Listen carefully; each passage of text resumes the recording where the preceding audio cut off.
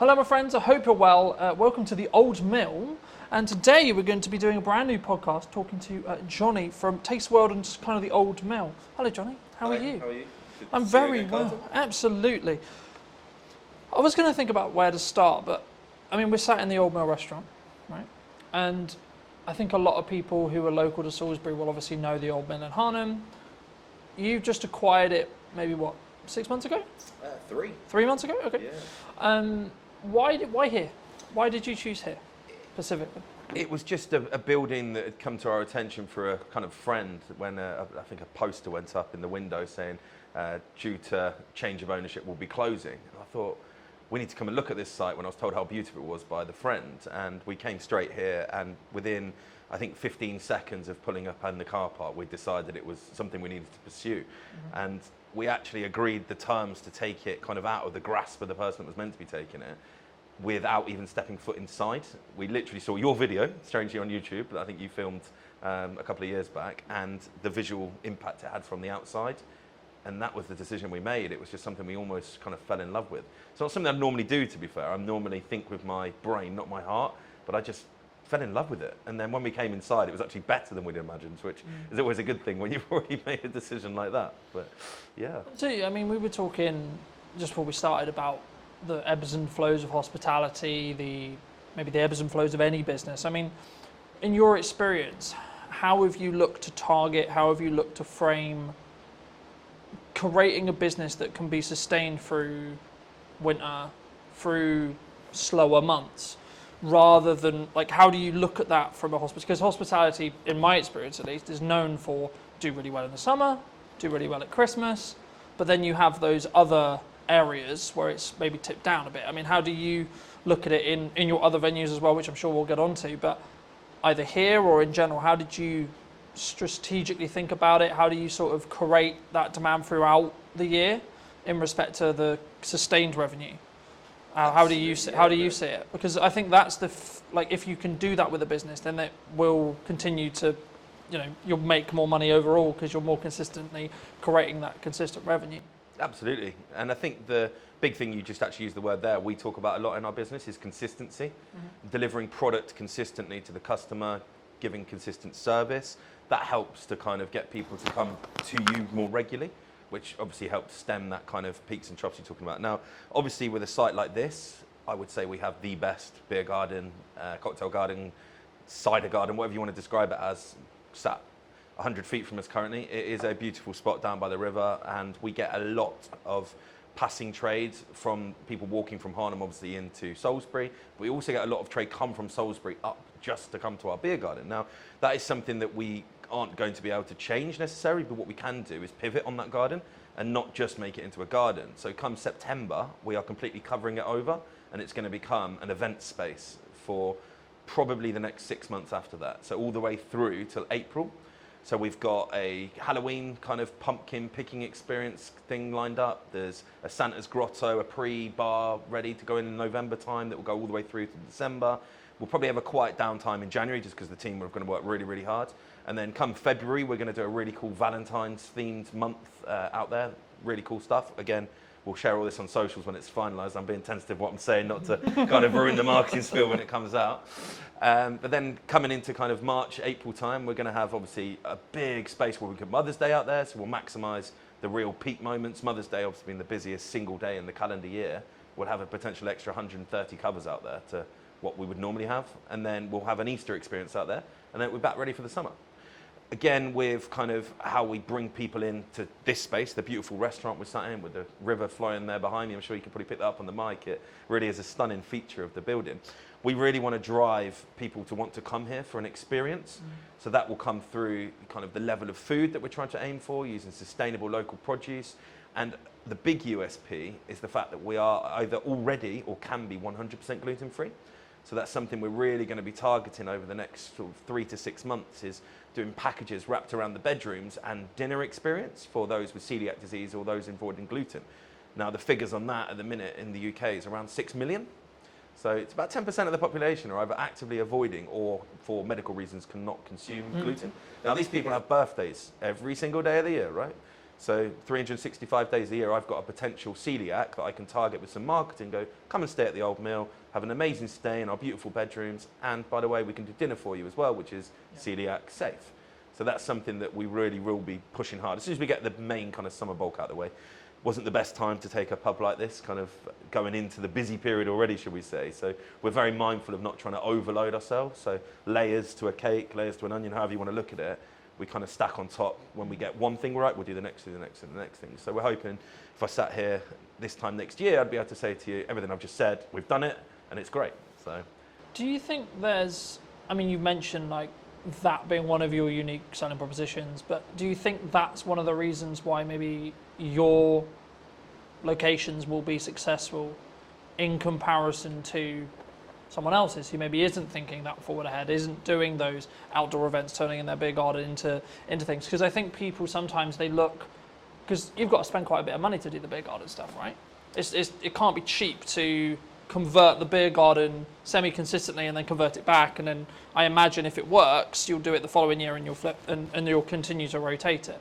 I mean, is that just the nature of the business, would you say? yeah, I think the age-old sayings, innovate or evaporate, speculate to accumulate. I'm very much on the leading edge of wanting to use tech, for instance. We're using more tech in our business, and we look forward, not backwards. We don't look at why things are bad, we look at how we can be better, and that's something across the whole group.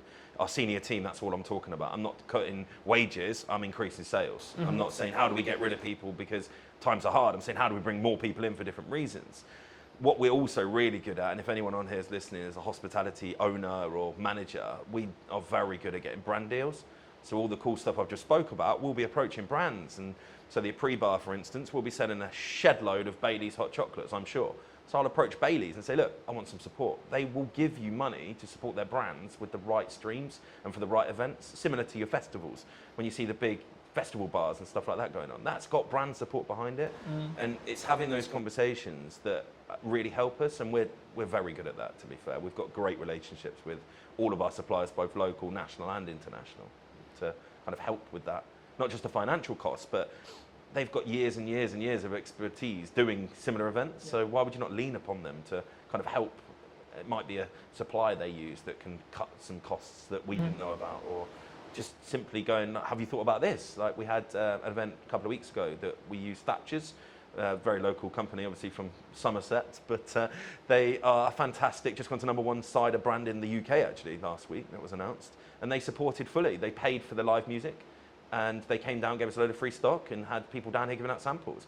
That was just because they wanted their brand to be seen in a beautiful pub like the Old Mill. Yeah. So it works both ways, I guess. Thatcher's has got exposure from being able to use us as kind of a staging post, and we've also got kind of the use of their kind of expertise as well as paying for our live music. So yeah, I think that's a really important thing, and a lot of what I'm hearing about that is a very modernised touch, right? And I think the concern with some, would it be, I don't know, I don't like saying like, oh, it's this person's fault or etc. But there's a lot of people in my industry, like I had a conversation yesterday that was around like the creative industry struggling, right? And I've been very honest and very fortunate where actually I'm in a very different place. I'm in a very fortunate place with the kind of work I'm doing and how I'm doing it, and like actually like looking at the bottom line of my business, it's actually doing really well, right? Yeah. So I'm not feeling that, oh, it's difficult, right? Do you think in your experience, has there been like always something going on? Because I always see it as like there's always something happening in geopolitics, there's always something happening in the economy, there's always a concern related to the up and coming budget or the up and coming changes or etc., which of course changes things for businesses, of course it does, right? But is there a perspective, I think, because obviously a lot of your group, a lot of how you work could be perceived as you're very successful, right? You're clearly very good at taking on some sites, making them make money, and then continuing to repeat that process. Is that from a mindset from you specifically and the rest of your exec team of we've got to keep being aggressive, we've got to keep moving forward, regardless of what the doom and gloom is, would you say? I think absolutely. What we talk about a lot is that age is on our side. I mean, myself and my exec team are on the right side of 40, shall we say. Apologies to any older listeners. So we're there, we've got bags of energy. Now, a lot of the sites that we look at now have had kind of historic landlords, tenants for a long period of time. They're just tired. They don't know where to look. social media, they don't get it. When I'm saying, why are you not on TikTok? They're like, oh, no, I don't want to do that. They just don't understand that TikTok isn't just for young people now, right? We have spent 0 pennies on paid for advertising, okay? Obviously, we brought you in, you made some amazing content for us, but we've paid absolutely nothing to do it with. We've done all organic. That's because we understand what we're doing. We've been pretty much fully booked here in our rooms and our restaurant and our garden for the last 6 weeks because we understand where to put our energy and our time. We don't put energy and time into something that's not going to give us back reward. So if a conversation starts happening, even at kind of management level within here, I'm like, is that going to actually affect my bottom line? No, stop talking about it then. Because you've got to be so fixated on the numbers that it's almost autistic. I mean, there is definitely traits of autism in me, but sometimes I wake up in the middle of the night and all I'm doing is thinking about those numbers, how we can trim 1-2% on this cost base, how can we then put that money to work in increasing sales.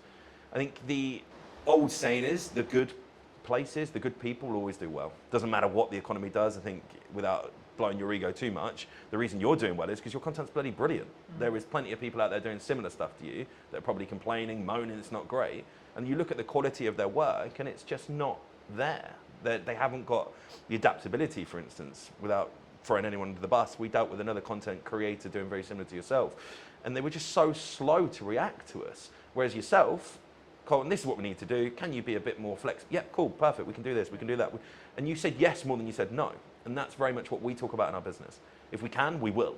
And I think the customers react to that, right? Yeah. We're not perfect, never perfect. It's not a real word, right? Perfection, I think you can pursue it, but you'll never get there. I think, well, just building off that, I mean, I've always followed the motto of done is better than perfect, because your concept of perfection will always change, right? Yeah. Because if you're growing personally and as a business, your definition of that word will then change by proxy. So you actually you should never hit perfection, so to speak. And that's why I think execution is better to focus on. And that's, I think, why we synergize so well, because I do focus on execution, but also I focus on strong ROI. I'm so glad you mentioned TikTok, because so many people think it's what it was when it was Musical.ly, right? Which was dances. Dancing for kids. You know, kids are social. But I think it's more around the attracting of attention to then make the byproduct be sales, right? Instead of we're going to just look at the pure ROI when it comes to sales of we do this, then we pay it on ads, and then we get a higher return. Because when you do paid ads, you can track that cost a lot because you can see the metrics behind it. When you do organic, it's slightly harder. I mean, how do you look at either TikTok or your content strategy? Because one of the first things we talked about was actually like you're really strong at marketing, right? So I was like, okay, absolutely fabulous. How can I then add value on top of that? Because I wasn't then going to have you need to post on social media. I wasn't going to, because it was like you had it. I didn't need to have that conversation. With some clients I need to because they're new to social and we need to get them up to speed. But with you, it was like, okay, cool, what do you want? What do you want us to do? Yeah. You know, I mean, is it just TikTok? Is it just Instagram? Is it socials? Like, how do you tackle marketing from your perspective? I mean, we approach each venue with different purpose. So we've got a competitive gaming venue, for instance. So targeted 21 to 35-year-olds that want to go out, play interactive darts, shuffleboards, that kind of thing. Now, our marketing strategy there, very different to here. We actually use Snapchat still, believe it or not, because we get good, positive interaction on that. We use a lot of TikTok, we use a lot of Instagram, we use a lot of Facebook. Don't do any paid for stuff there, really. It's a lot of get influencers in, come and play some darts, film it, put it on your Instagram for us. That gets us great results. It really, really does. Somewhere like here, where our target base audience is 35 and upwards, we're actually using Nextdoor app. We're using Google. We're using TripAdvisor, because these are all social media platforms. They don't get spoke about, but that's what they are. So we'll have a really strong focus for, say, a month, where we work really, really hard to get lots of reviews focused on TripAdvisor. Not by any other means other than giving great service and just going, guys, really appreciate it. Just leave us a good review. Or a review, sorry. You know, we're telling them what reviews to leave, of course. An honest review. And yeah, that works really, really well. So then people searching for places to go in Salisbury, we're up there, right? Yeah. The biggest thing we do, I think, is getting the team on board. So we're not a single person marketing company. I am head of marketing, if you want to call myself that, as well as obviously CEO. That's where I like to spend most of my time because it's where you see the excitement. But I think here we've got 6 social media admins. So they're tasked, right, today's your day. This is the plan. execute it. Because as good as your stuff is, your captured pictures are only going to be live on the day you did it, right? The best stuff we see is what I call the instantaneous, the random stuff. We had a dog swimming in the river yesterday. Unless I ring you up and go, can you come and snap a picture of the dog that's now swimming in the river? You're never going to get a picture of that. Yeah. We post that online and we get such good interaction. We're not into just posting food. You'll probably see that from our marketing. People get bored of that. I don't want to follow someone that's just showing me a great fish and chips. It'll be the best fish and chips in the world. Once I've seen it 5 times, I'm cool, it's fish and chips. There's only so many ways you can angle it or change the lighting or the backdrop on it, right? So we'll post customers. We've got Doris is coming to celebrate her 70th birthday. Happy birthday to her. That kind of stuff can only come when your team is kind of in with the vision. So we'll do regular monthly catch-ups with all our social media admins. We'll do then probably every 3 months an in-person one. So we'll bring them all in, and it might be yourself I ask next time, right? Can you just come and do a piece on how you get great filming angles, great lighting angles? So they all understand they're never going to be as good as yours. But they don't need to be when we're putting out as much content as we are. Yeah. And I think that is something that I really understood, and probably the biggest thing we change when we take properties. I mean, yes, this is beautiful. Yes, we've spent money on it. Yes, we've elevated it. But circumstantially, this building was beautiful before we took it, right? Mm-hmm. Why are we now busier than it ever has been? I think because our marketing's better. I think before, when we looked at it, their last post was 2 months previous on their Facebook, on their Instagram. I think we took it in February, end of February. The post that was last on Facebook was advertising Christmas carols. It shows you the difference on where we're at. If you go on our Instagram, our Facebook, our TikTok, our websites are kept up to date to the day, you'll know exactly what we're trying to be, who we are, and then hopefully, when you come in, our social media, our marketing reflects what you then see inside. So I don't want to become a fake presence. There's quite a few restaurants I can think of that look amazing on socials, and you get there, you're like, wow, you've just taken a picture of the corner of your restaurant that does look nice, and the rest of it's not real. So we'll do a lot of kind of walkthroughs. I think the other day I just live filmed, walk straight through the front door, down the alleyway, through the garden, no editing, no filtering, just here you go, guys. This is what you can come to if you want to. And that, I think, gives an honesty. Yeah. I think that's the best word to give it. You're not trying to sell anything. This is what we are. Do you want to come? If you do, great. We'll see you at the other side of the door. But if you don't, cool. It's also not for you. And we're very, very good at that, actually, to be fair. Identifying who our customers aren't, because not every customer's for us. If someone walked in here and they wanted to have a £10 meal on a Friday night, we're not for you. There's plenty of places offering a fantastic meal for £10 in the Salisbury area. But on the flip side, if you were looking for a fantastic Chateaubriand on a Friday night to enjoy with a fantastic bottle of Malbec, we're the place for you. And you should come here. You're not going to get that if you go to the £10 meal place around the corner. Yeah. So it's understanding where your market pitch is, not trying to be for everybody, because it's impossible, but the people you are for, really being strong at that and having that kind of full team cultural mindset that all of my team will know who we're for within probably a parameter of what age we're aiming for, what service we're aiming for. They'll all know that our USP is gluten-free. And I think that's really, really important, because I can't just sit here now spouting all of this and then not relay that to my team. And again, we're not perfect. We're definitely, particularly in this site, 3 months in, it's nothing. You're really still learning everything at the minute. We're learning our customer base. We're learning our team. Still a weekly training for all of our team. In 6 months, would I expect 99% of customer visits to be at the level I'm talking? Absolutely. And anyone watching now that came here and didn't have that, please contact me on the Facebook, and we'll put that right, because that's another thing we're very good at. If we're not right, let's put it right. If we know it was something that we did wrong, we need to do everything we can to put it right. If someone came, they just didn't like our menu, that's okay. Really sorry we weren't for you. Hope you find somewhere that is, because we're not going to be for everybody. But if something's kind of not to plan, shall we say, identifying that, having the touch points during the visit to identify it while you're here is best practice. But having then the touch points after visit, we have feedback emails that go out. I've got business cards that go out with my personal email on it to everybody. If you've had a great time, let me know. If you've not had a great time, let me know, because we want to know. Even at the scale we're at now, when we employ 165 people across 10 venues, we are relatively big. I still understand the importance of being customer-centric in my role. And that comes through marketing, coming back to your kind of original question, I guess. That is all part of it, right? Marketing is understanding why something went wrong and how you fix it. Yeah? That is marketing, yeah. Do you think there's and this is more general, like broad business question, or like it could be your business, could be my business, could be any business. Do you think some people, because I've always followed the own up to if you made a mistake and it's your fault, or if God forbid something went wrong on a video, I'll be like, look, I made a mistake, hands up, right? And I think that put, in my view, from client feedback and etc. that I've got, that puts me apart from other people who are just going to sit on their morals and go, well, actually, no, it was because of it. You know, I don't sit and, it's not about necessarily making an excuse. I don't like to use that term, but it's more, the question I was going to ask around that is, do you feel that one of the reasons why you're quote unquote successful is because of how in touch you are with the marketing, with the customers, with the key question there is honesty when it comes to, look, we're potentially going to get it wrong, but actually this is how we're going to try and fix it for you. 100%. There is a lot of restaurant owners out there that I know of, both personally and I've seen online, and the first thing they do is blame the customer. When a customer comes out and says, oh, I didn't like that, what do you know? I'm a chef. And it's like, that's not the response. If you do genuinely believe you were right, as I say, really sorry, wasn't for you, hope you find somewhere that is. That's the response we give. I don't try and get into a debate with someone whether they were right, wrong, or indifferent.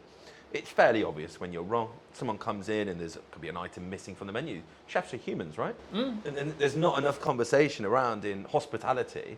It's a human-centric business, right? If you went into an office and you had 20 workers, in a week period, how many office workers would make mistakes? The problem is no one ever knows about them because it's not generally a customer-focused basis, right? But you come to hospitality, a slight small error from, could be a 17, 18-year-old that's first job potentially, becomes a huge thing for the customer. Rightfully so. We should be able to execute a meal, but we're not going to all the time. But the first thing you do, as you said, is accept it. Yeah, that is not the standard that we work to. Apologise. What can we do to make that right for you? Yeah. And if you follow those three things, then I don't think you can go far wrong. Now, out of all of the complaints that we get across the group in a year period, let's call it 100. I would say 99 of them have returned and love what we are about. So that's 100 people potentially that would never step foot in the business again that we've managed to rectify, use their not so great experience to learn, made changes to SOPs or systems and processes, and then reflected on it and gone, okay, that happened. Let's not let it happen again. How can we improve as a group? Can we learn something that happened here and go, actually, we can stop that happening anywhere else, not just here? Because even now, I mean, I'm 20 years into the game now, there's still stuff happens. I'm like, wow, wasn't expecting that. How did that happen? What can we do to stop that happening again? So it's a learning day all the time. Even for someone at my level, my experience, you might think, oh, I know everything. I don't. I'm pretty good.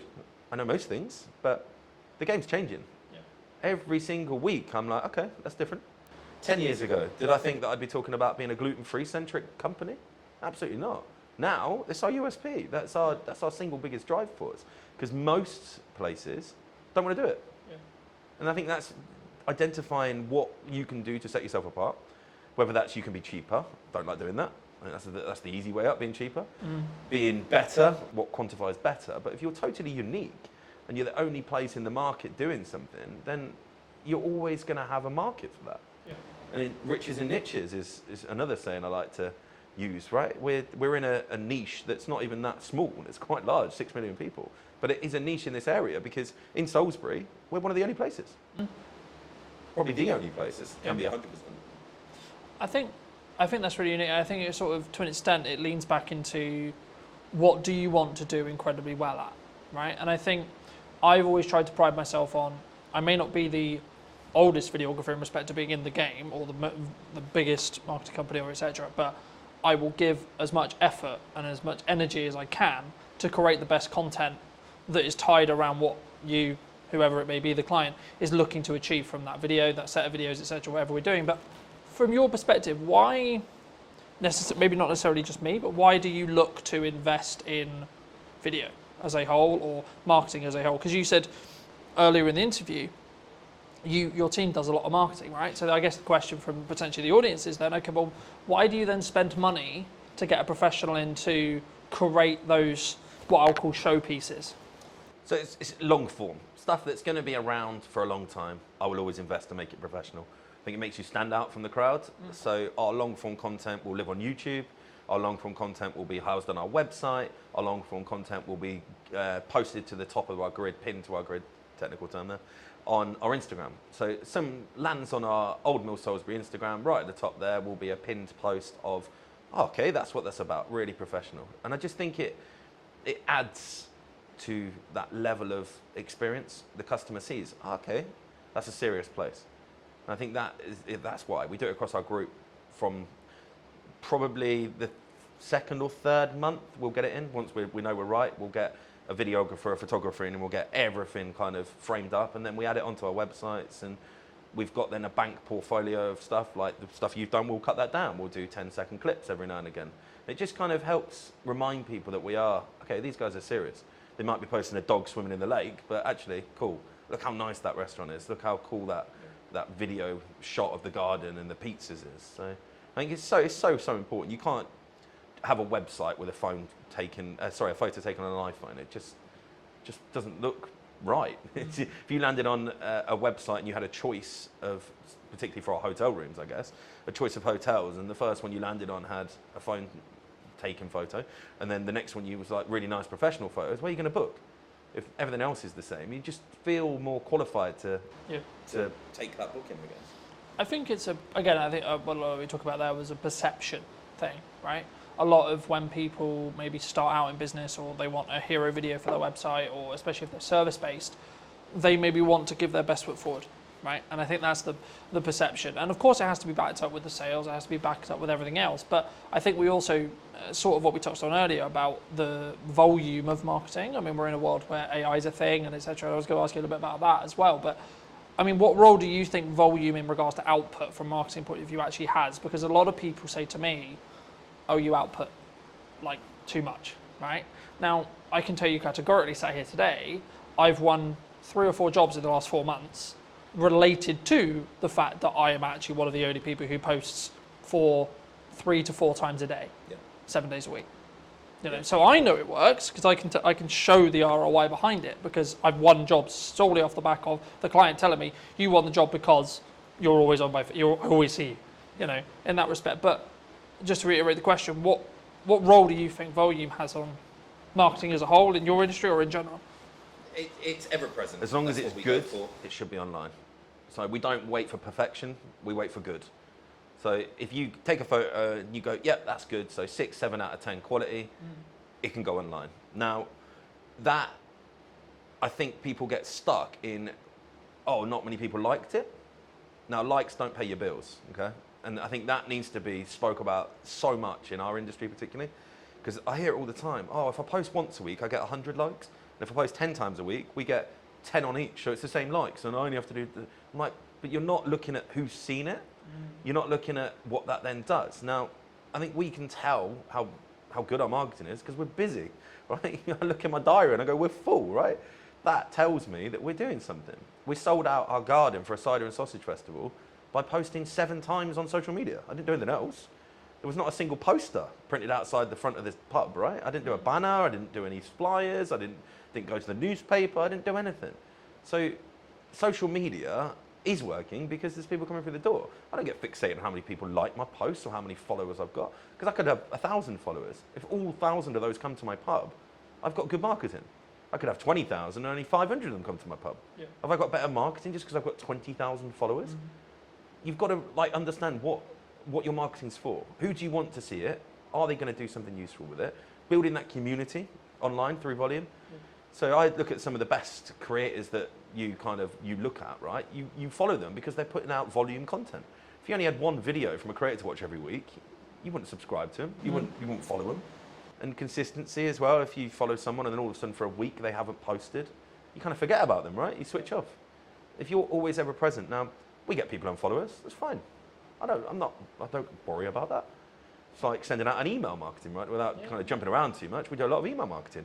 I had one of the managers go, well, 300 people unsubscribed last week. It's like, yeah, out of 15,000. So that means that 14,700 are still reading my email, right? Am I bothered that 300 no longer want to interact? Or no, if it was 5,000, we might go, actually, was that email a bit missed? But it could have just landed at the wrong day. Could have been, it might have been that they had 3 other restaurants email on the same day and they just had a mass free. You can't fixate on numbers when it comes to the social media aspect directly. You need to understand, are you busy? If you're doing an event on a Tuesday, Wednesday night, do people come to it? Because if they do, and that's your only marketing, and your marketing's working, right? Yeah. Obviously, when you start paying for it, we don't tend to do paid stuff if we don't need to. I'm not a fan for giving Meta and Zuckerberg money if I don't need to. I'm full. Why am I going to start paying for marketing? But But I'm also aware that you can't just dwell on that. So there will be a point where I know, and I'm like, okay, we need to start doing some paid ads now. For here, it'll probably be August. August, I'll probably start hammering home some paid ads, ready to start picking up the September. My events we've spoke about, they'll start coming online.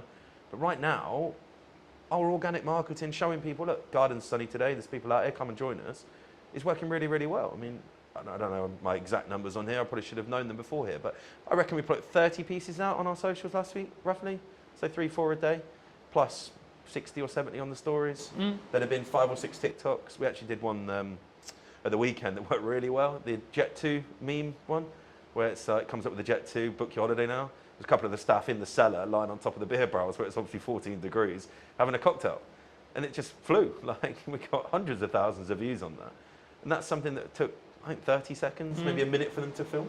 And it's not advertising anything, but people are going to see that and go, oh, they've got a sense of humour. They're real people, right? We do a lot behind the scenes stuff, particularly with our kind of restaurants. We want to show prep. We want to put that out. If we've just had a beautiful piece of fish delivered, why would we not show someone what that looked like when it arrived, what we did to it, and now what it looks like when you get to eat it? Because I think it gives that authenticity. Now, if you weren't doing volume, you couldn't do that. Because it looked really weird if I hadn't posted for 2 weeks and all of a sudden I got a tuna beer skinned. Like, what the hell? But people expect it from us because we're there all the time. They're like, oh yeah, old Mel posted, cool. What's that? Oh, they're prepping a fish. Yeah. It kind of it makes sense. Like, it's not sporadic. It's not random. It doesn't take people by surprise because that's not a good thing, right? No one wants to be surprised on social media.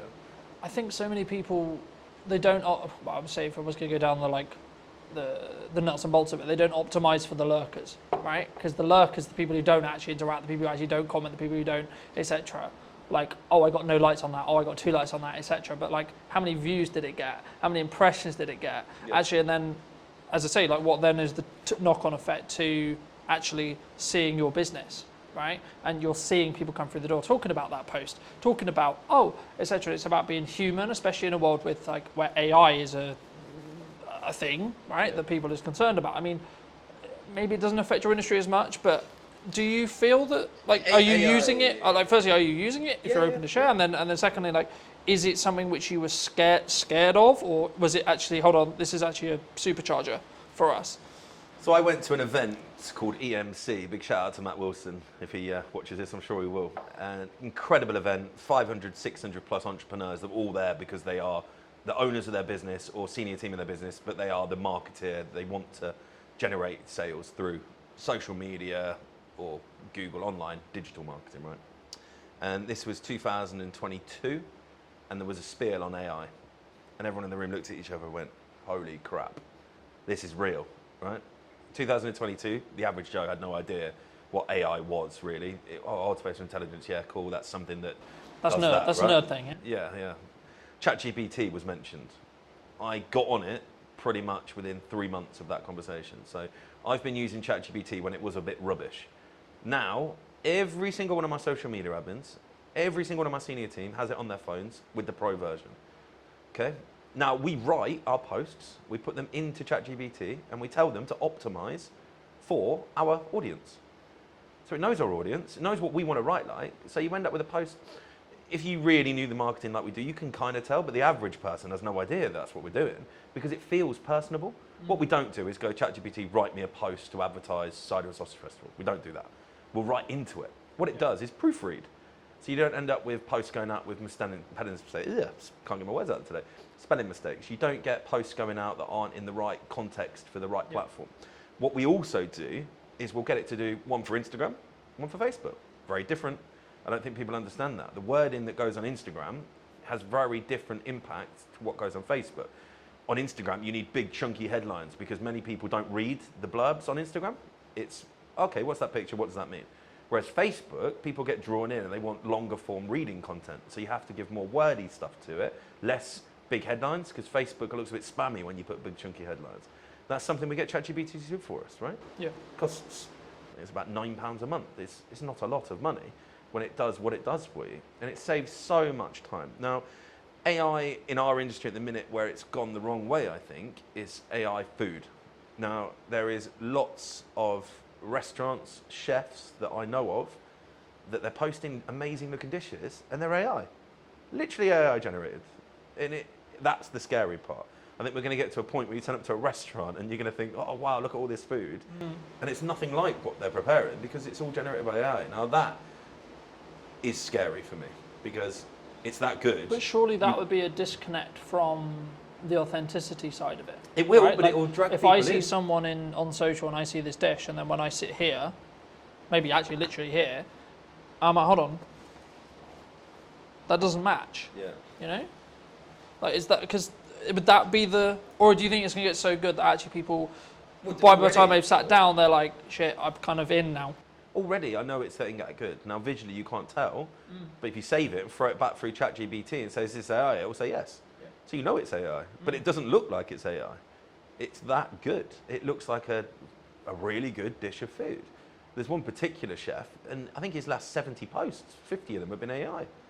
But it's like really deceiving almost. I mean, video AI, let's not get started on that. I think that's very scary. I'm sure at some point I'm going to be able to CGI Channing Tatum walking through my front door, taking his top off, having a cocktail at the bar, and people will think he's actually at my bar, right? I think that's the scary part. Where the authenticity is going to lie with that, you're almost going to be able to, if you got really good at it, simulate a fake restaurant where celebrities hang out and none of them have ever been there. And you know what celebrities do when you put their name to restaurants? It's interesting how it's going to play out. I'm sure some of the big boys have already started doing similar things.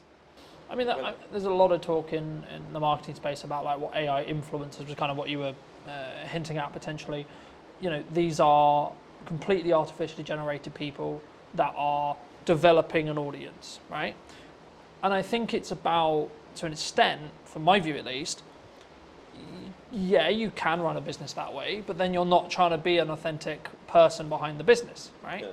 I utilize AI to help with editing, to help with scripting, with help with posts, etc., in a similar way to you, but I'm still the one sat here talking to you today. Yeah. So it allows me to do the other things that actually I have to tangibly do, right? Regardless of how big the business is, you're still going to work with me. You know, I'm still going to be the one who has the conversation related to what we're doing with marketing, potentially what you're looking to achieve, how you're looking to achieve it, etc. But you saved 2 hours last night. But I saved 2 exactly. Right out, well, without jumping off marketing, job descriptions. Yeah. You can go onto ChatGPT now and say, can you write me out a job description for my new assistant manager that I've just employed? Please use all relevant sources online to give me a relevant job description. It will then send it to me. All you have to do is then read it through, make sure that you are happy with it, and then you've got a job description. Yeah. 5 years ago, it had taken me 3 hours to write out an assistant manager's job description. We're doing it now in 10 minutes. Yeah. Like, that's the big thing, I think. We're probably slightly more protected as well. Sorry to jump in again, but in hospitality, if you are really good at hospitality, you're never going to replace that with AI. There will be a point in some fast casual food dining settings, a robot will serve you. It won't be long. It's already happening. We went to Japan for my honeymoon last year, and a robot served us. Really odd. I didn't see the human the whole time I was there. Took my order, brought my food, cleared my table. Literally came over and said, have you finished, sir? I said, yes. Said, please put your plate on me. So you put the plate and it goes off. Really odd. That is not too far away. But no hospitality. Hospitality for me is escape from AI, escape from technology, escape from digitalness. If we go out for a meal, myself and my wife both have very high-profile jobs, working very hard. We want to get away from our phones, get away from our laptops, and go and connect. Go and have a human, have a conversation, see someone, do something different, not be served by a robot. So it's certainly not something that everybody's going to do, but you're going to end up with this real kind of interesting space where those that are in the mid-sector to low sector will get gobbled up by the big boys because they'll just put robots on play, right? Our biggest cost in this industry is wage, by a long way. 5-6% more than what we spend on food and drink is spent on a wage on a weekly basis. Yeah. So if I could have loads of robots running around and I felt it wouldn't affect my business, then of course I'm going to do that. I spend 10 grand on a robot. It never phones in sick. Never tells me he's got a hangover. Never tells me he can't come to work today because his child's had to come off school, right? That's going to have a big benefit for some of the big boys. But then that's going to leave a really interesting space for people like ourselves that will never go down that route to be the personal touch to the industry. And really have that as kind of a hyper differentiation to the main kind of norm is actually, I don't want to be served by a robot today. Let's go to the old mill. We're going to have a human service. And I think that's only 5 years away. I know it sounds pretty crazy concept, a human carries I think 5 years away, your big chain fast food places, maybe not the full service, but I imagine the food will be brought out. I imagine the tables will be cleared by them. It will be kind of a little system running around with little lines on the floor, and all the tables will be symmetrically placed in square grids, and there'll just be robots running up and down, and you'll probably have a few humans to oversee and maybe say thank you when you leave. And that's scary.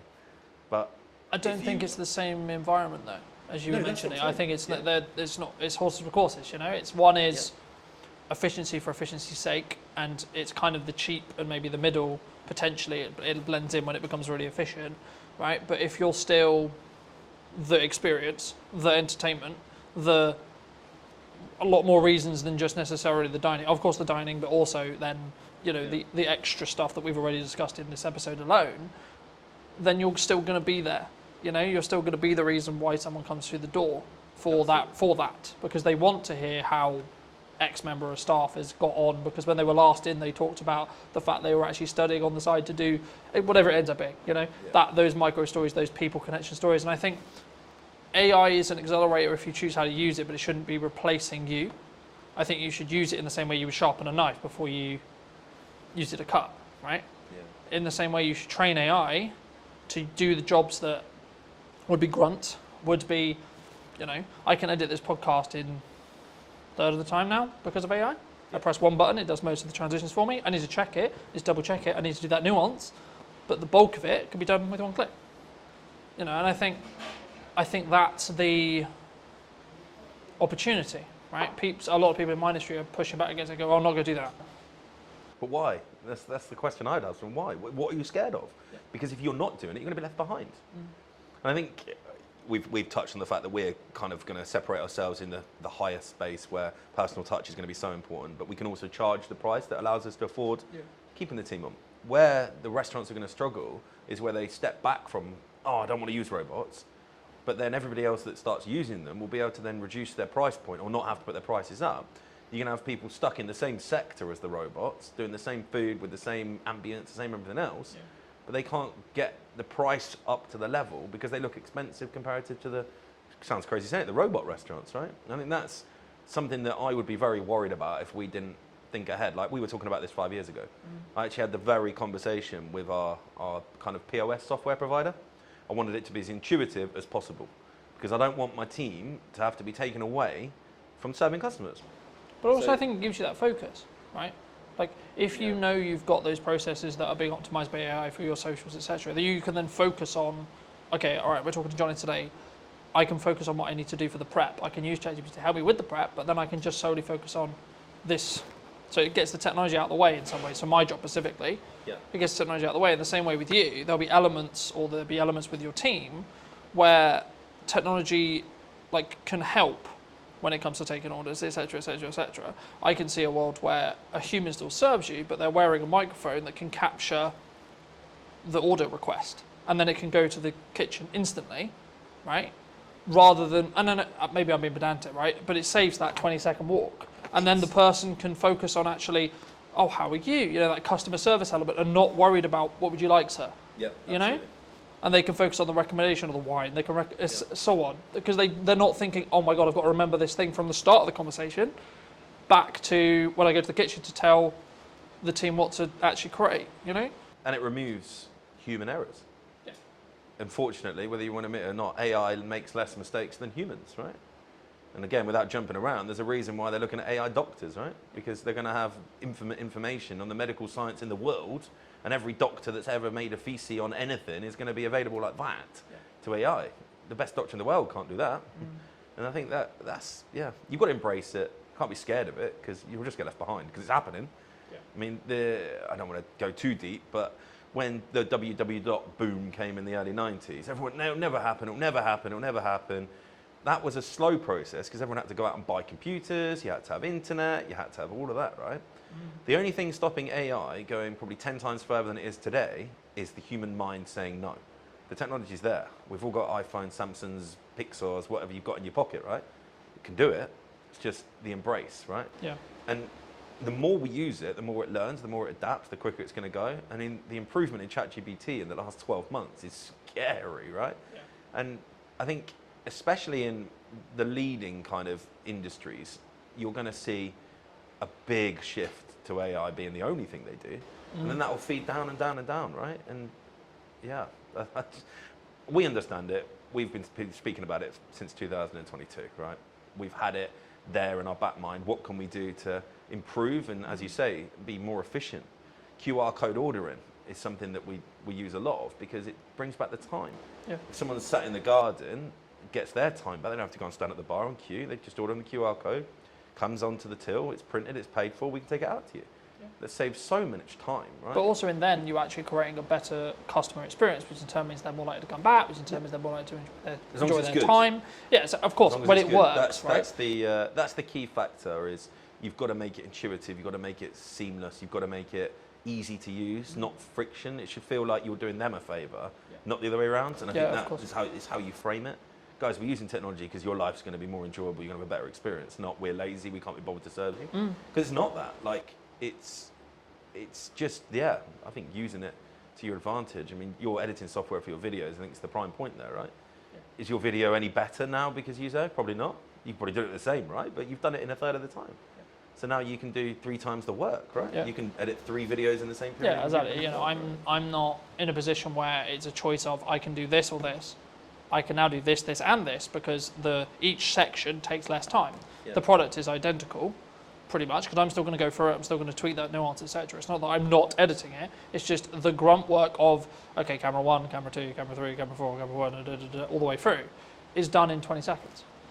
You know, that used to take me 2 hours. So I'm cutting 2 hours to 20 seconds.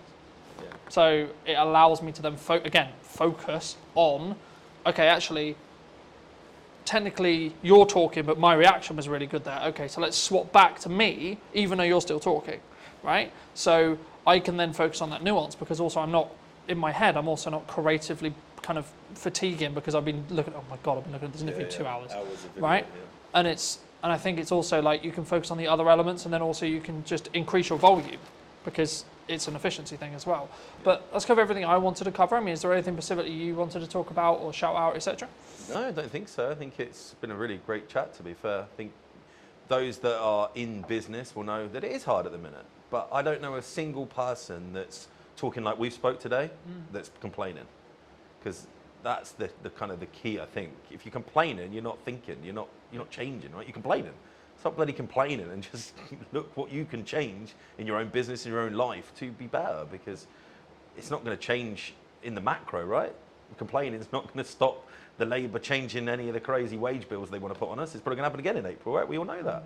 But we're already factoring that in. We're like, okay, what can we do different in 12 months? What can we do different in 6 months, 3 months, 2 months? Not, oh, it's happened. What am I going to do now? Because it's just too late then, right? You get to the point where something's already gone wrong. It's what can you do, right? I think it's also about focusing on what you can control outside of like the government's going to change what the government's going to change. Yeah, cool, it affects you, but you can't control what they're going to change necessarily. Like really, you can write to your MP, you can try and lobby, etc. But like tangibly day to day, all you can do is focus on your output, focus on your marketing, and focus on your costs and your sales. Right? They're the 4 sectors of business that you should focus on, and you should continue to focus on those. Right? Yeah. How can you provide more value to your customers or your clients? How can you increase the likelihood that you're going to get more clients or customers? And then how can you retain or make more sales from the ones you have? Right? So whether it's adding more value or thinking about a model differently or adding a retainer service, so you've got more, as we just opened the episode with, look at a returned income rather than project gap. And actually if you've got some retainers, especially as a marketer, then you can take on the odd few projects as well. So then you've got an even better month, but your baseline is going to be at a certain level because of those retainers. But then also it removes the stress, so you can do other elements, like you can focus on your marketing more, you can focus on your systems more, etc. I mean, what would you say to people as a final passing bit of advice, maybe who are, or yourself 10 years ago, what advice would you give to that person if they were going into business today? As a business owner, I think it's very easy. Put all the systems and processes and people in place so that you don't have to work in your business. Because if you're in your business and you're doing all of the stuff, there could be AI that gets it to do all of the stuff you don't want to do, but you need to be having conversations that bring sales in. You need to be having conversations that are getting new customers. If you're not doing that as a business owner, you've got a job. You're not in the business. That's, I think my biggest advice and something I've been able to do in the last few years and why I think we're where we are now. I don't pour pints. I don't cook. I know how to, but I don't. I've got people that do that, because as soon as I start pulling pints or I'm in the kitchen, I'm not marketing, I'm not growing, I'm not out there looking at what we can do to be better in the future. It's a lot easier to find a chef than it is to find someone that can do all the stuff that I know I'm brilliant at. And most business owners are going to be the best salesperson in their business, the best marketeer, because they know it inside out, right? Yeah. But they just get so tied up, and I get it. You're a, I don't know, one-man band plumber, but you're only ever going to be that level. If you've got aspirations of being a full-on business owner that can be on a beach 4 or 5 times a year and not having to be worrying you've got income coming in while you sleep, which is the dream for everybody, right? You've got to put the people to do the job that you are currently doing, and then focus on how you bring customers and sales in to pay their wage. If you do that, game changing. Easier to say when you run a pub, because you have to employ people, right? Yeah. I think the biggest challenge, even for yourself probably, I don't know where your growth map sits, like, it is the biggest challenge for most people, is the mindset, oh, I'm going to employ someone, I've got to find their wages every single month. Yeah. But that's ultimately what makes you a business owner. I think that was a real kind of shift change for me, that brought an ops manager in, brought an exec chef in, brought a head of marketing in, brought all of these people in. I went, wow, I can now concentrate on the stuff I really enjoy doing. Yeah. I'm not having to sit there and get like fixated on the pot washer didn't turn up on Tuesday night. Although it is my problem, ultimately it's not my problem. You need to make it someone else's problem, those little minute details. But then again, it's that focus, right? It comes back to that focus, and I think you have to build financial stability within yourself in answer to what my growth plan is. Build financial stability for me, then scale it to the point where it has financial stability for someone else and 2 other people, and then look at, okay, how can I allocate those resources to potentially replace me in this role, and this role, so then I can then open up to do 4 podcasts a week, 6 podcasts a week, whatever it ends up being, because the only thing I will never be able to outsource is me sat here today. Correct. I can get 2 camera operators in today to run the cameras. That's not what's happening, but I could have done, right? Yeah. That would have cost me something. Cool. But then I don't even have to think about, is the camera recording, et cetera, et cetera. Yeah. But then I can focus on our interview, right? So it's about removing those hats when you can, but building them, in my view, especially as a creative industry that's very this and always been this, and it's been very you're always very fortunate and should be very grateful to be able to work in the creative industry as a full-time career. It's not a obligation or a thing you can do. And I remember a YouTube video saying, for a long time, especially during COVID, when there was a really strong boom and there was lots of creative work going, everyone was very entitled about being, oh, I'm a creative and I do this and they do all the pay my day rate or whatever it was. But followers on TikTok. yeah, but now it's actually, I'm grateful to be able to do this for a living, and it's a privilege to be able to do so, not necessarily a thing that is likely, in that respect. Or if you could only do it part-time, okay, cool, be great if you could do it part-time, or etc. And I think it's about your work ethic. It's about how do you control those levers regarding sales. Actually, when you make money, how much do you keep and then hold on to, so you have that financial safety net. So if you are project to project, do you have enough to cover 2 months, 3 months, 4 months, 6 months, 12 months, etc. And then once you've got that, then you can develop another financial pot equivalent to go, okay, cool, I can now outsource for 3 months, 4 months, 5 months, 6 months, 12 months, etc. And then you can then say, okay, well, how's best to spend that money to get strong ROI, strong marketing, and what's your timeline on that? That's just my view. But thank you so much for coming. I mean, if people who don't know, what do you want to shout out? What do you want to link to? I think if you haven't been to the go? mill and you're local to Salisbury, great to see you down here, see what we've done. And yeah, it's been a pleasure. Thank you so much. And if you did enjoy this episode and you would like to see more like it, then make sure to be subscribed. Obviously, if you're looking to potentially up what you're doing with content, I would love to hear from you. I'll leave my information somewhere around this video, and I'll see you very, very soon.